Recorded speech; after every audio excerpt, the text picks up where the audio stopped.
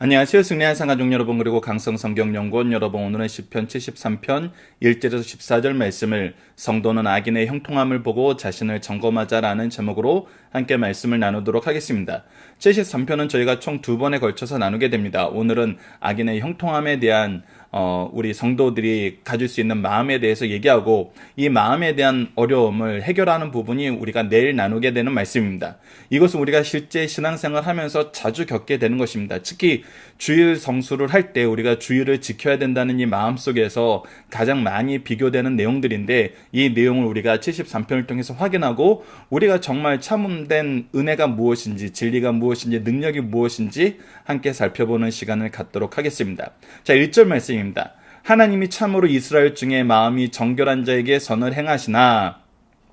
자, 지금 분명히 선언을 하고 있는 것은 무엇이냐면, 하나님께서 마음이 정결한 자에게 선을 행하시는 분이라는 것입니다. 전능하신 하나님께서 우리를 항상 돌보고 우리 가운데 함께 계시고 있다는 것입니다.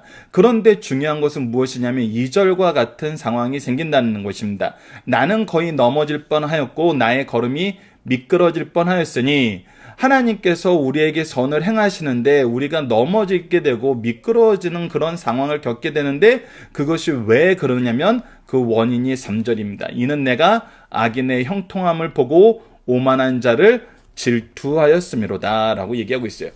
즉, 이것은 무엇이냐면, 나는 하나님의 말씀하신 대로 정결한 삶을 살기를 원하고 하나님의 은혜 안에서 살기를 원하고 하나님의 뜻 안에서 살기를 원하는데, 악인들은 그런 사람이 아니라는 거예요. 악인들은 항상 자기 중심적이고 자기 이익을 위해서 사는 사람이에요. 근데 어떻게 하나님께서 이 세상을 통치하시는 전능하신 분이신데, 이 하나님의 통치 안에서 악인의 형통함이 있을 수 있냐는 거예요. 실제로 악인의 형통함이 우리 눈에 보인다는 거예요. 보이는 정도만 아니라 이들의 오만함이 정말 하늘을 찌를 정도로 강하다는 거예요. 그런데 이들에 대해서 내가 어떤 마음이 생겼냐면 질투하는 마음이 생겼다는 거예요. 질투하는 마음이 생겼다는 것은 이들이 싫어요, 이들이 미워요, 여기 정도로 끝나는 것이 아니라 어느 마음까지 가는 거냐면, 나도 저렇게 되었으면 좋겠다라는 생각이 든다는 거예요. 우리가 아까 주일 성수에 대해서 얘기를 했는데, 우리는 하나님께 매일 일주일에 한 번 하나님께서 정하신 날, 주일은 하나님께 나아가서 예배드리는 날입니다. 그런데 어떤 사람들이 많이 생겨요. 우리가 주 5일째가 생기면서부터 금요일 저녁부터 주일날까지 여행 다니는 사람들이 굉장히 많아요. 제가 얼마 전이 아니라 좀 오래 전에 어떤 세미나가 있어서, 세미나가 이제 수, 목, 금요일 3일, 2박 3일 있던 것인데, 그때 이제 그 세미나를 주최하는 대기업에서 후원을 해가지고, 이제 그 굉장히 좋은 콘도에 가서 2박 3일을 보낼 수 있었는데, 2박 3일을 보내고 저희들이 이제 금요일날 점심에 이제 나가야 되는데, 가장 먼저 우리에게 요청이 들어오고 주의를 주는 게 무엇이냐면, 금요일 저녁부터 사람들이 몰려오기 시작하기 때문에, 그리고 체크인이 정오 전후에 이제 2시 정도 되는데, 정오 전후에 이미 룸 서비스로 통해서 클리닝이 다 돼야 되기 때문에 이제 일찍 좀 나와 달라는 거예요. 그래서 이 마지막 컨퍼런스를 이제 컨퍼런스 룸에서 하고, 그 전에 짐은 다 미리 빼놔서 오전에 자기네들이 좀 빨리 청소를 할 수 있게 해달라고 하더라고요. 그래서 저희들도 컨퍼런스를 하고 마지막 컨퍼런스 룸에서 마지막 행사를 4시 정도에 딱 끝냈는데, 이미 주차장에 자리가 없어요. 이 주말에는 거의 빈 방이 없다 그러더라고요. 수천 석의 이 룸들이. 그래서 서울에 있는 사람들이 거의 대부분 이곳에 남아서 주말을 보내고 주일날 저녁에 다시 서울로 돌아가는 그런 것이 항상 있어 왔대요. 그러니까 그러면서 사람들이 여러 가지 면에서 여가를 즐기고 자기의 생활을 즐기고, 그래서 그 사람들이 어떻게 이렇게 여가를 즐길 만한 삶을 사는가 했을 때 보면은 그들은 참 쉽게 돈을 버는 것 같아요. 우리가 해서는 안 된 일을 하면서 이렇게 쉽게 돈을 버는 것 같아서, 그들은 왜 이렇게 살고, 우리는 항상 주님 앞에 나아가기 위해서, 주의를 지키기 위해서 우리에게 여러 가지 오히려 제한이 오는 걸 거절하기도 하고, 때로는 세상에서 우리와 함께 주일날까지 끼워서 이렇게 여러 가지 행사를 하자 그러고 어떤 일을 하자 그럴 때 그것을 거절하기 위해서 우리가 얼마나 지혜롭게 행동해야 되고 얼마나 많은 그 어려움을 감수해야 되는데, 오히려 우리보다 더 잘 사는 것 같고 더 좋아 보인다는 거예요. 이것을 우리가 현장에서 많이 경험하는 것이잖아요. 지금 73편은 바로 그 부분에 대해서 우리에게 얘기해 줍니다. 그래서 우리도 때로는 우리도 좀 쉬어볼까? 우리도 한번 한두 번 정도는 좀 이렇게 여유를 갖는 생활을 필요한 거 아닐까? 이렇게 생각하게 된다는 것이죠. 자, 계속해서 4절을 봅시다. 그들은 죽을 때에도 고통이 없고 그 힘은 강건하며. 근데 이것이 그냥 잠깐 있다가 끝나는 거였으면 모르겠는데 그들은 일생을 그렇게 사는 것 같다는 거예요. 그래서 마지막 모습도 우리보다 더 화려해 보인다는 거예요. 5절 말씀을 봅시다. 사람들이 당하는 고난이 그들에게는 없고, 이 일반적으로 겪는 것도, 사람들이 일반적으로 겪는 어려움과 힘듦도 그들에겐 보이지 않는다는 거예요. 그들은 다 자기가 편한 부분에 대해서 어떤 특정한 영역 안에서 자기네들의 성을 쌓고 일반 사람들이 당하는 고난도 겪지 않는 그런 삶을 상하고, 사람들이 당하는 재앙도 그들에게 없다는 거예요. 항상 좀 높이 있는 외적인 삶을 산다는 거, 일반적인 삶 안에서. 그래서 그들이 우리에게 보여주는 모습이 뭐냐면 6절입니다. 그러므로 교만이 그들의 목걸이요 강포가 그들의 옷이며. 그래서 항상 우리를 비웃는다는 거예요. 너희들 뭘 위해서 그렇게 열심히 살아? 너희들을 뭘 위해서 그렇게 열심히 예배를 드려? 너희들은 왜 맨날 주일날마다 그렇게 교회에 가는데 목숨을 걸어? 그래서 때로는 강포가 그들의 옷이란 건 무엇입니까? 그들이 오히려 우리를 시험하잖아요. 그냥 이번 주는 너희들은 내 회사에서 일하려면 이번 주 일요일 날 나와서 일해야 돼. 그렇지 않은 사람에게는 내가 분명히 진급이라든지 여러 가지 면에서 마이너스를 줄 거야. 그렇게 대놓고 얘기를 안 하더라도 은근히 우리에게 계속 그들이 방식을 따르라고, 그들이 하나님보다 더 높다고, 내가 너의 생사여탈권을 쥐고 있다고, 내가 하나님보다 너에게 더 강한 영향력을 끼치는 사람이라고 계속해서 우리에게 그런 부분을 어필하는 경우가 있잖아요. 계속해서 봅시다. 살찜으로 그들의 눈이 솟아나며 그들의 소득은 마음의 소음보다 많으며. 그래서 우리는 열심히 수고하여 씨를 거두는데, 열매를 거두는, 열심히 씨를 뿌려서 열매를 거두는데 그들은 우리보다 적게 일하면서도 더 많은 소득을 얻다는 거예요. 그들이 원하는 것보다 더 많은 그런 이익을 얻게 된다는 거예요. 그들은 느긋하게 악하게 말하며 높은 데서 거남하게 말하며 그들의 입은 하늘에 두고 그들의 혀는 따로 두루다닌다. 그래서 그들은 스스로가 하나님처럼 행동한다는 거예요. 내가 하고자 하는 일이 실패했던 적이 없고 내가 하는 일이 나를 막을 사람이 없다는 거예요. 나는 하늘에 있고 너희들은 내 모든 말은 이 땅에 두루다니면서 내 말의 성취가 이루어진다는 거예요. 그러므로 그의 백성이 이리로 돌아와서 잔에 가득한 물을 다 마시는도다. 그래서 그러한 자들이 오히려 모든 이득을 다 성취하는 것 같다는 거예요. 모든 물은 그들이 다 수고해 가는 것 같다는 거예요. 그러면서 그들의 최종적인 언어는 이렇게 연결이 되죠. 바로 11절입니다. 말하기를 하나님이 어찌하랴 지존자의 지식이 있으랴 하는도다. 하나님이 우리처럼 사는 방법을 알까? 이런 지식을 너희들에게 줄 수 있는 분일까? 이렇게 얘기한다는 것입니다. 즉 뭐예요? 결국은 뭐냐면 내가 하나님보다 높다라는 거예요. 내가 하나님보다 강하고 내가 하나님보다 지혜롭다라는 거예요. 이렇게 얘기하는 걸 누구 앞에서 얘기하냐면 우리 앞에서 얘기한다는 거예요. 자, 봐. 너희들 그렇게 열심히 예배드리고 하나님 사랑하는 삶을 살았지만 나보다 더 잘 사니? 자, 그리고 내가 분명히 얘기하는데 내가 가르쳐준 대로 살면, 내가 시키는 대로 살면 너희들은 나처럼 살 수 있어. 오히려 하나님이 못 주는 거 내가 너에게 줄 수 있어. 이렇게 얘기한다는 거예요. 계속해서 봅시다. 12절 볼지어다 이들은 악인들이라도 항상 편안하고 재물은 더욱 불어나도다. 내가 내 마음을 깨끗하게 하며 내 손을 씻어 무지하게 한 것이 실로 헛되도다. 나는 종일 재난을 당하며 아침마다 징벌을 받았도다. 자, 보십시오. 우리 의인의 삶은 하나님 안에서 하나님의 뜻 안에서 하나님과 함께하는 삶이기 때문에, 하나님의 거룩함을 닮아가는 삶이기 때문에, 하나님의 은혜를 전해야 되는 삶이기 때문에 우리는 항상 하나님 앞에 돌아가서 우리의 죄를 자복하고 하나님의 구원의 은총만 간구하고 하나님이 주신 판단력으로 살 수밖에 없어요. 우리가 어제 72편 말씀 자녀들을 위한 축복의 기도라는 제목으로 우리가 가정 예배를 만든 것으로 다시금 새롭게 정리를 해서 여러분과 나눴는데, 우리가 이것이 왕이 가지는 참된 지식이라고 얘기하지만 우리가 바로 뒤돌아서서 현실을 경험할 때 더 먼저 겪게 되는 것이 바로 오늘 1절에서 14절 말씀이란 것입니다. 우리 자녀들에게 하나님의 지혜와 하나님의 정말 공의와 하나님의 구원의 역사를 가르쳤지만 자녀들이 이 세상에서 먼저 경험하는 것은 바로 오늘 본문 말씀이라는 거예요. 자, 이럴 때 우리가 어떻게 해야 될까요? 시인은 이 기도가 어떻게 끝나게 되면 우리에게 보여줄까요? 자, 그것이 우리가 내일 말씀에서 나눌 부분입니다. 우리가 경험하게 되는 하나님의 놀라운 은혜의 역사, 승리의 역사가 무엇인지, 그래서 참된 지혜의 삶이 무엇인지, 능력의 삶이 무엇인지, 그리고 오늘 말씀에서 우리가 먼저 경험했으면 하는 것은 바로 1절입니다. 우리에겐 1절의 신앙이 있다는 거예요. 1절을 다시 한번 봅시다. 하나님이 참으로 이스라엘 중 마음이 정결한 자에게 선을 행하시나니 라는 것입니다. 하나님은 무슨 뜻입니까? 전능하신 분이란 거예요. 이 세상의 주권자라는 뜻입니다. 불가능한 것이 없으신 분이란 거예요.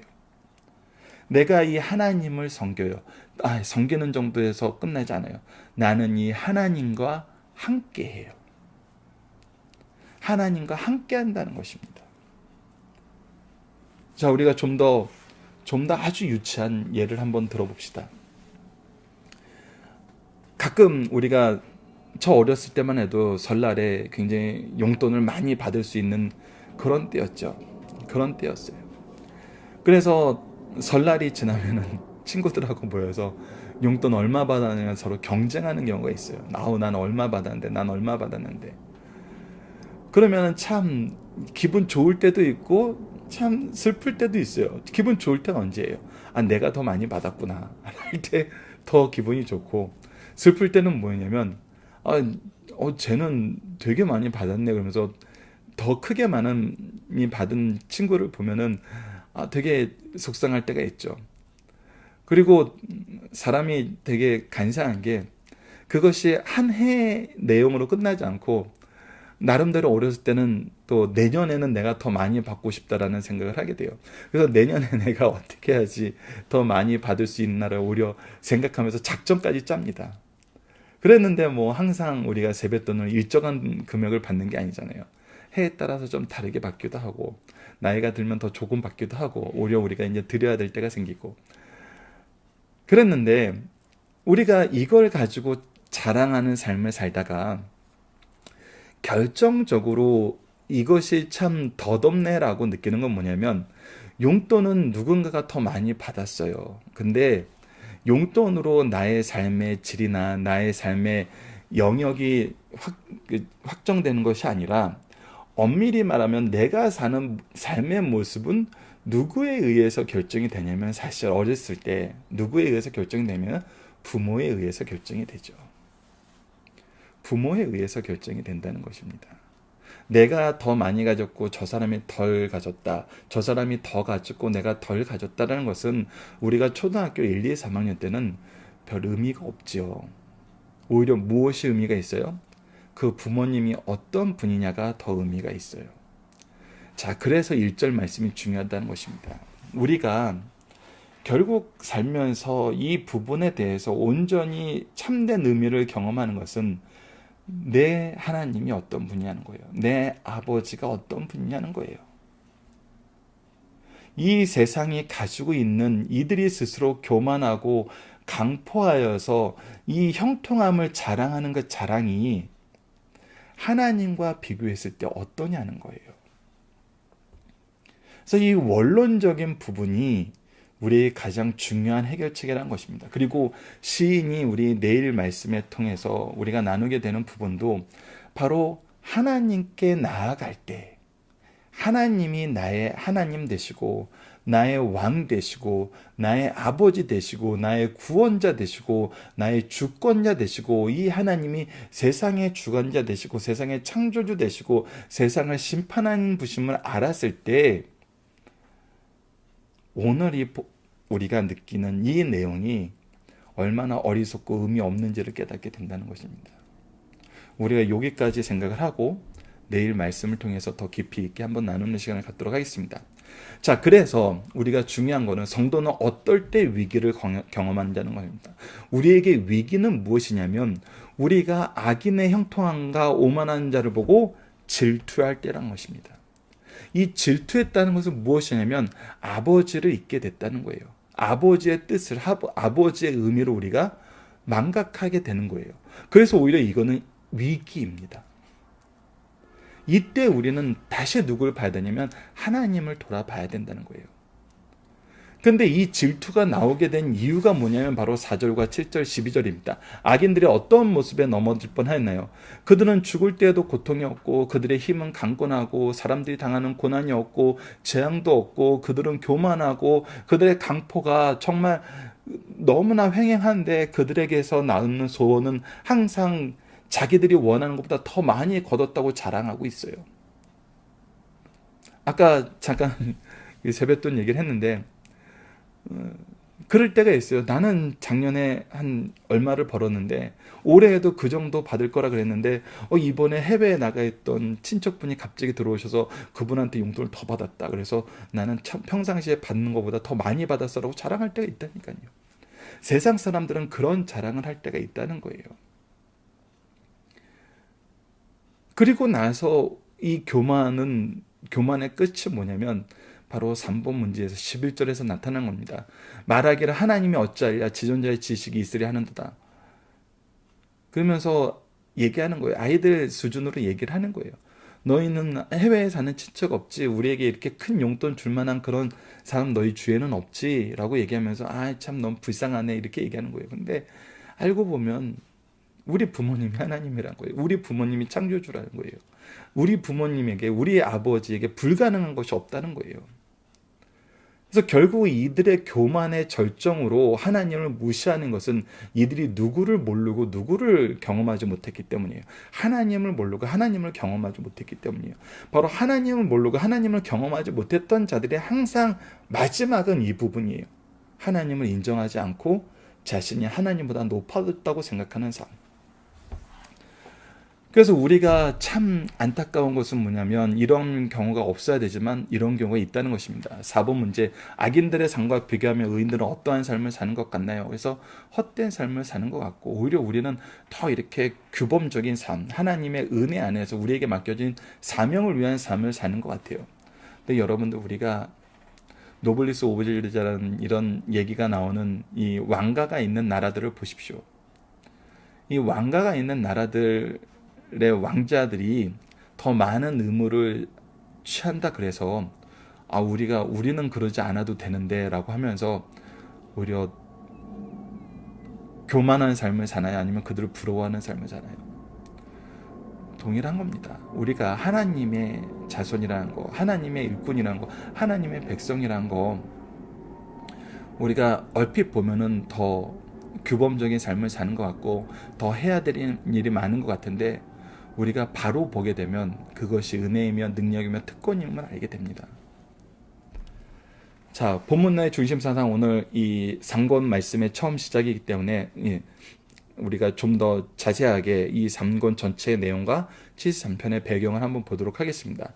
시편은 성령의 감동을 받은 성도들이 하나님께 기도와 찬송을 드린 말씀입니다. 지금까지 시편은 예배의 시 찬송과 기도로 예송되어 왔고 성도들에게 믿음을 도와준 신앙생활의 지침서가 되었습니다. 시편 제3권은 총 17편으로 구성되어 있습니다. 그 중에 아삽의 시는 11편, 73편에서 83편의 시예요. 그 외에는 고라사전의 시가 4편, 다윗과 에단의 시가 각각 한 편씩 기록되어 있습니다. 여러분들 이 내용은 이제 우리가 시편 강해제 5권으로 넘어가게 됩니다. 5권 내용이 말씀이 오늘 본문에서부터의 말씀입니다. 시편 제3권은 국민적 애국시들이고 하나님은 언제나 심판자이며 친히 역사하시는 회복자이심을 증거하고 있습니다. 시편 제1권에서는 하나님의 명칭을 여호와라고 한 것에 비해 제3권에서는 하나님이라고 달리 표현하고 있어요. 우리가 잘 알다시피 여호와는 언약을 이루시는 하나님은 전능하신 분, 이런 의미에 더 중점이 있음을 우리가 알고 있습니다. 자, 오늘 73편의 시자는 배교할 뻔한 시험을 극복함이며, 즉 우리가 오늘 본문 말씀에서는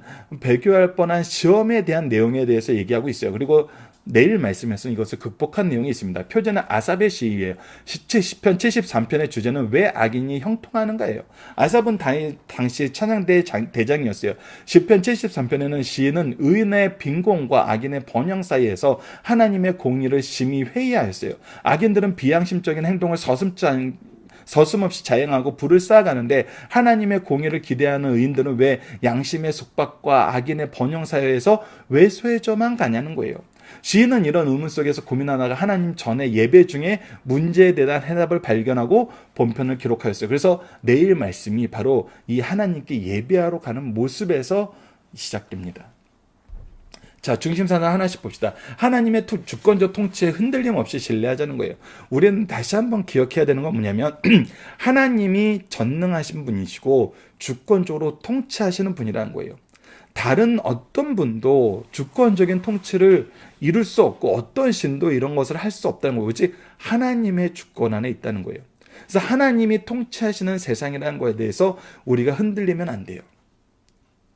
이거에 대해서 흔들리는 것은 사람들의 유혹이에요. 유혹의 결국은 뭐예요? 하나님 정말 있니? 하나님이 나보다 능력이 있니? 하면서 내가 하나님보다 높아지려 하고 하나님을 부인하는 쪽으로 가요. 즉 세상의 모든 유혹은 우리를 향하여 어떻게 오냐면 하나님의 주권적 통치를 인정하지 않게 만들려는 쪽으로 가요. 이것이 창세기 3장에서부터 나오는 이 시험의 궁극적인 내용이었어요.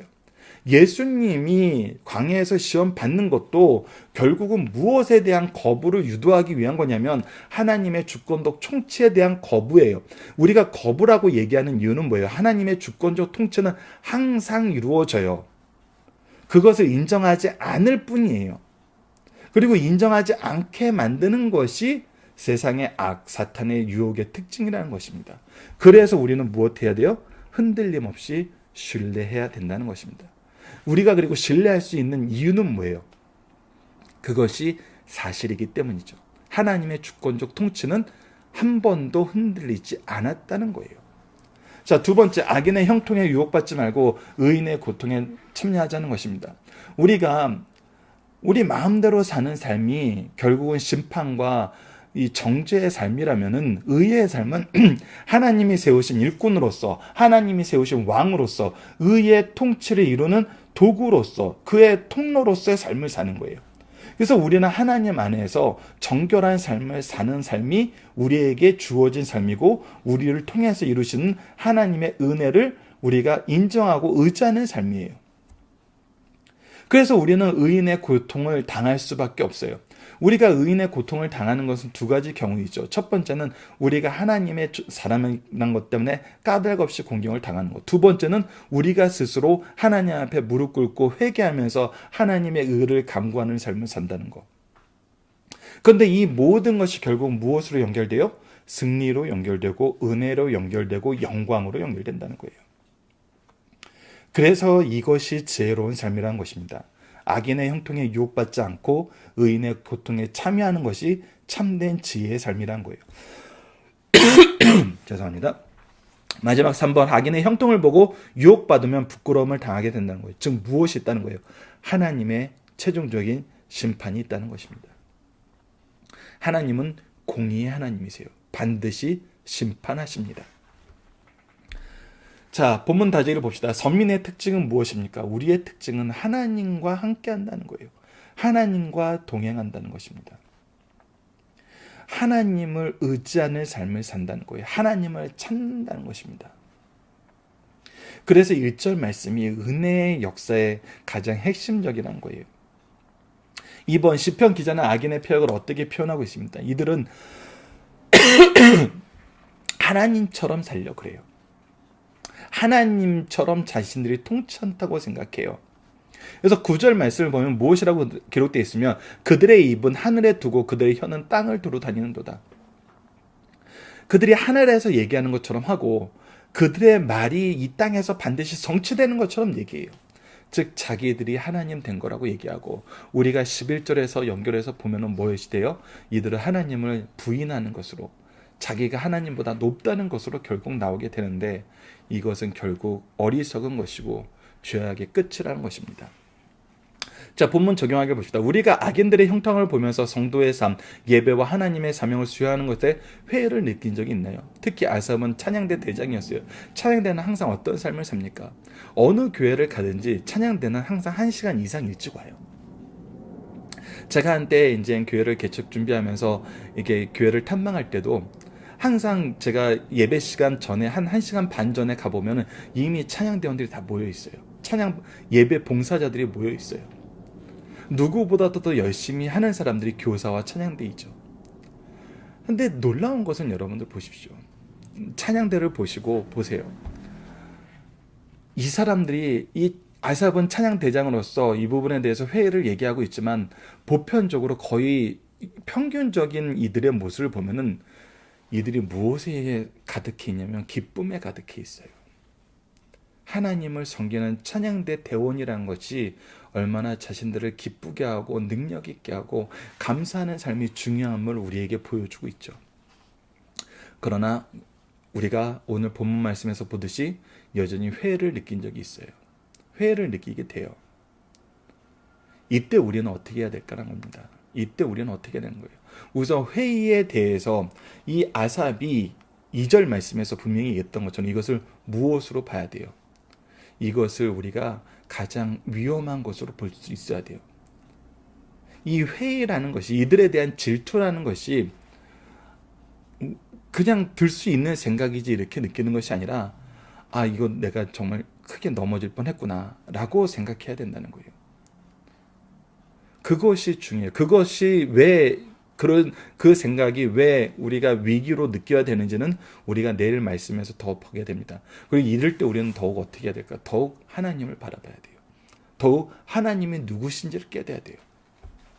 결국 비교해 보면 여러분들 성경을 통해서, 이 성경의 역사를 통해서, 우리 교회의 역사를 통해서, 우리 개인의 역사를 통해서, 우리 모든 역사를 통해서 하나님은 우리에게 무엇을 보여주시냐면 하나님만이 참된 하나님이시고 유일하신 하나님이시고 능력의 하나님이시고 구원의 하나님이시고 창조의 하나님을 항상 드러내신다는 거예요. 그래서 이 세상에 어떤 강한 자라도 우리가 하나님을 바로 보고 하나님과 비교해 보면은 정말 보잘것없는 존재라는 거예요. 그래서 우리는 이럴 때일수록 더욱 하나님께 나아가야 됩니다. 하나님께 더욱 나아가야 된다는 것은 크게 3가지로 나타나죠. 예배자가 되는 것입니다. 그리고 말씀을 가까이 하는 거예요. 그리고 3번째가 기도하는 것입니다. 우리가 이미 다 알고 있는 거예요. 가장 기본적인 거예요. 그래서 우리가 기본적인 것을 지킬 때 이런 유혹을 이겨낼 수 있습니다. 그리고 이런 유혹이 있을 때 무엇으로 돌아가야 돼요? 기본으로 돌아가야 돼요. 하나님의 말씀을 통해서 하나님을 발견하고 하나님과 대화할 수 있어야 돼요. 그것이 바로 말씀과 기도잖아요. 하나님의 말씀이요, 기도는 하나님과의 대화요. 이것을 우리가 알아야 돼요. 그래서 예배자로, 말씀으로, 기도로 돌아갔을 때 여러분들은 여러분들이 가진 놀라운 은혜의 역사를 다시금 경험하게 되고 더 놀라운 찬양을 하나님께 드리게 되고 더 놀라운 승리와 희열을, 영광을 경험하게 되는 것입니다. 자, 이번 주 공동 기도 제목은 하나님과 동행하는 삶이 참된 기쁨이요 능력임을 깨닫고 주의 구원을 소망하는 삶을 살게 하여 주소서. 오늘 본문 말씀을 통해서는 우리가 악인의 형통함으로 말미암아 시험에 빠지지 않게 하여 주소서. 하나님과 함께하는 것이 가장 큰 복임을 깨닫고 하나님과 동행하는 삶을 살게 하여 주소서라고 우리 함께 기도하도록 하겠습니다. 감사합니다.